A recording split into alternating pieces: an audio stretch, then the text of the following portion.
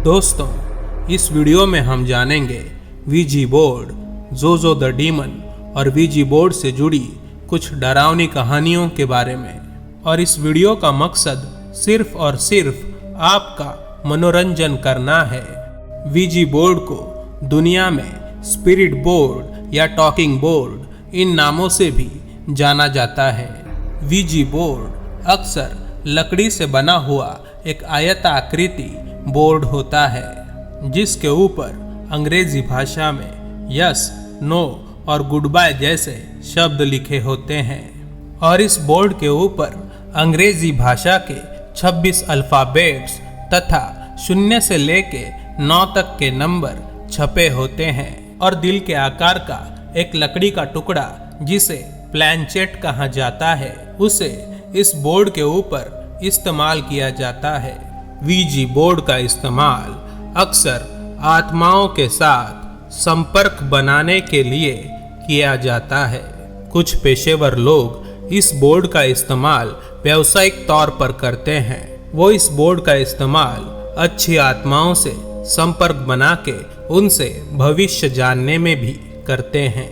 इस बोर्ड की व्यावसायिक तौर पे निर्मित करने का पेटेंट हैस्ब्रो नामक एक टॉय कंपनी के पास है। हैस्ब्रो नामक ये कंपनी वीजी बोर्ड को दुनिया भर में बेचती है। जवान अमेरिकन लड़के लड़कियों के बीच ये वीजी बोर्ड का खेल बहुत लोकप्रिय है। क्रिश्चियन संप्रदाय के कई नामी लोगों ने वीजी बोर्ड के खेल के तौर पे इस्तेमाल किए जाने पे चिंता व्यक्त की है। उनका ये कहना है कि वीजी बोर्ड के माध्यम से शैतान या आत्माएं आपके शरीर में आसानी से प्रवेश कर सकती हैं, जिससे मौत का खतरा भी हो सकता है। दूसरी तरफ कुछ लोगों का ये भी मानना है कि वीजी बोर्ड का इस्तेमाल अच्छे कार्य के लिए किया जा सकता है, जैसे कि वीजी बोर्ड का इस्तेमाल आत्माओं से संपर्क बना के उनसे भविष्य जानने में या सलाह लेने में किया जा सकता है। अब जानते हैं वीजी बोर्ड के इतिहास के बारे में। कहा जाता है कि वीजी बोर्ड का इस्तेमाल 15वीं शताब्दी में चाइना में शुरू हुआ था, पर उसे एक खेल की तरह जुआ घरों में इस्तेमाल किया जाता था। पर 18वीं शताब्दी में वीजी बोर्ड के इस खेल को गंभीरता से लिया जाने लगा। जब 18वीं शताब्दी में अमेरिकन सिविल वॉर में मरे हुए सैनिकों के रिश्तेदार उनकी आत्माओं से संपर्क बनाने के लिए वीजी बोर्ड का इस्तेमाल करने लगे।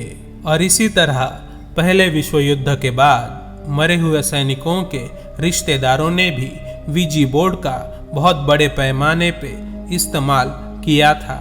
पर इनमें से बहुत कम लोग ऐसे थे जिन्होंने अपने मरे हुए रिश्तेदारों के साथ संपर्क बनाने में सफलता पाई थी। अब जानते हैं वीजी बोर्ड के इस्तेमाल के कुछ मशहूर उदाहरणों के बारे में। साल 1994 में लंदन के एक मामले में एक खूनी को सजा दिए जाने के लिए निर्णायक समिति के 4 पंचों ने वीजी बोर्ड का इस्तेमाल करते हुए खूनी ने जिसका खून किया था उस आदमी की आत्मा से संपर्क बनाया, और उस आदमी की आत्मा ने फौरन ही अपने खूनी को पहचान लिया। फिर स्टीफन यंग नामक उस खूनी को दोषी साबित करते हुए उम्र कैद की सजा दी गई।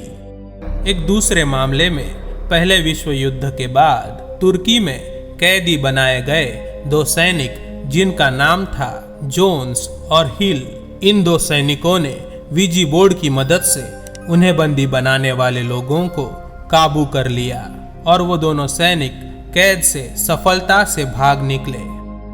विंसेंट फर्नियर एक मशहूर रॉक बैंड का सदस्य था।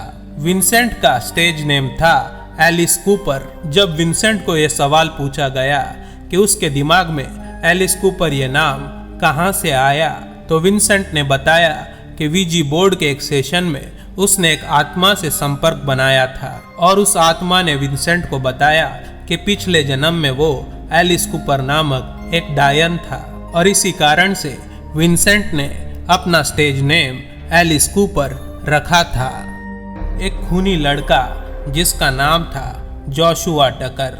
जोशुआ की मां ने कोर्ट में सबके सामने ये बताया कि खून करने से पहले 1 हफ्ते तक उसके लड़के ने अकेले में वीजी बोर्ड का इस्तेमाल किया था।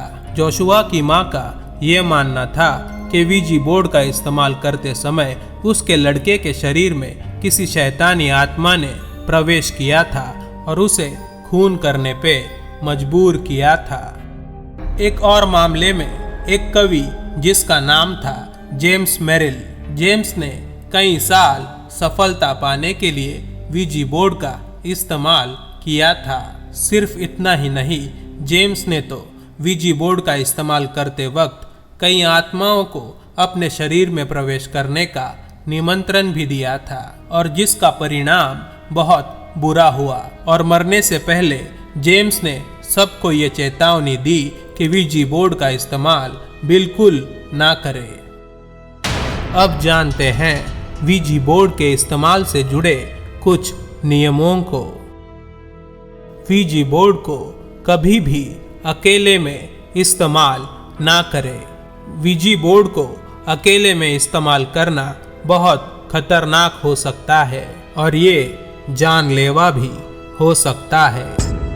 अगर आप दुखी हैं या फिर किसी चिंता में हैं तो वीजी बोर्ड को बिल्कुल भी इस्तेमाल ना करें, क्योंकि ऐसी स्थिति में कोई भी बुरी आत्मा आपको नुकसान पहुंचा सकती है। अगर आप किसी आक्रामक या शैतानी आत्मा से संपर्क बना लेते हैं तो फौरन ही गुड बाय कह के इस खेल को खेलना बंद कर दें। वीजी बोर्ड के इस खेल को बच्चों का खेल ना समझें और इसका मजाक बिल्कुल ना उड़ाएं, क्योंकि ऐसा करना आत्माओं का अपमान करना होगा और वो चाहें तो इसका बदला ले सकती हैं। किसी भी आत्मा को प्लैंचेट के जरिए किसी मंत्र को कहने ना दें, क्योंकि इन मंत्रों के जरिए वो हमारी दुनिया में प्रवेश कर सकती हैं। अगर प्लैंचेट वीजी बोर्ड के चारों कोनों पर तेज गति से घूमने लगे तो इसका मतलब ये हो सकता है कि कोई बुरी या शैतानी आत्मा मुक्त होने की कोशिश कर रही है। ध्यान में रखें, वीजी बोर्ड को बार बार इस्तेमाल ना करें। वीजी बोर्ड को बार बार इस्तेमाल करने की आदत लगने का अंजाम बुरा हो सकता है।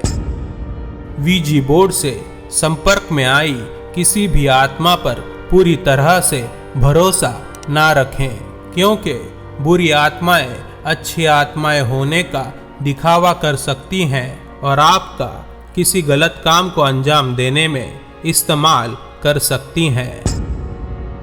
वीजी बोर्ड से संपर्क में आई आत्मा से 2 सवाल पूछने पे आपको ज़्यादा खतरा हो सकता है।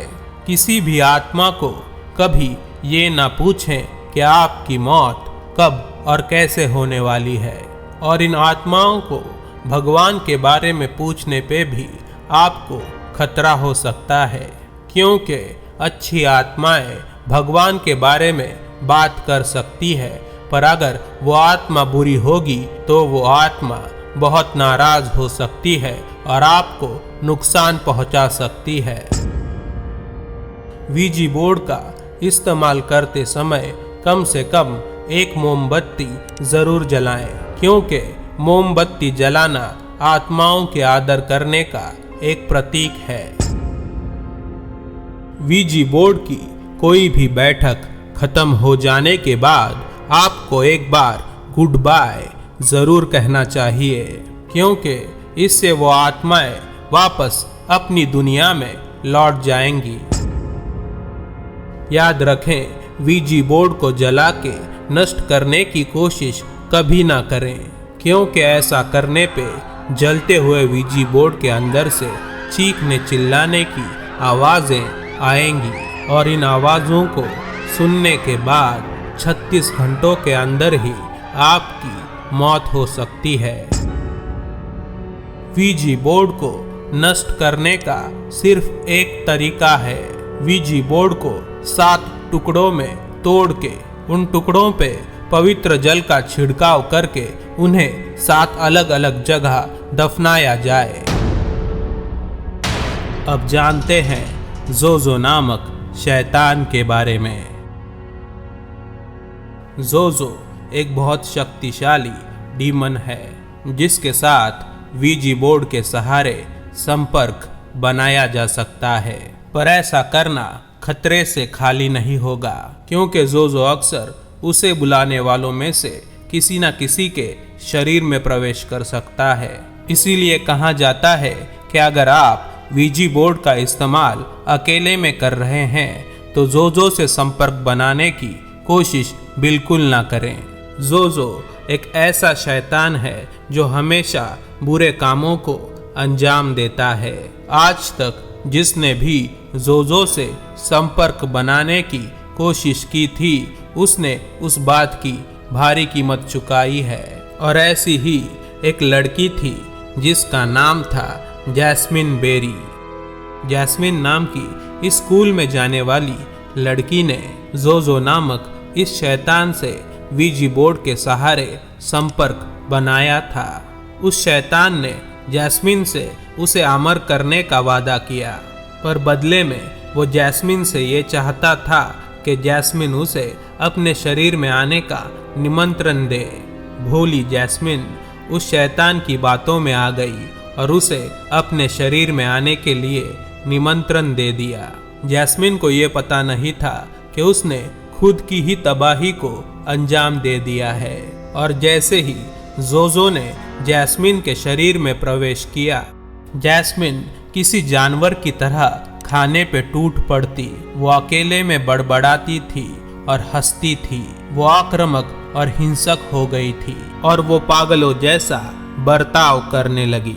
आखिरी बार जब जैस्मिन को देखा गया तब उसने स्कूल के ही एक बच्चे पे हमला कर दिया था और उसे नोच खाया था। खुशकिस्मती से उस लड़के की जान बच गई थी, पर उस दिन के बाद वापस कभी जैस्मिन को देखा नहीं गया। दोस्तों, अगर आपको ये वीडियो पसंद आया तो इसे लाइक करें और अपने दोस्तों के साथ फेसबुक और व्हाट्सएप पे इसे ज़रूर शेयर करें। और अगर आपको ऐसे वीडियोज़ पसंद आते हैं तो इस चैनल को ज़रूर सब्सक्राइब कीजिए।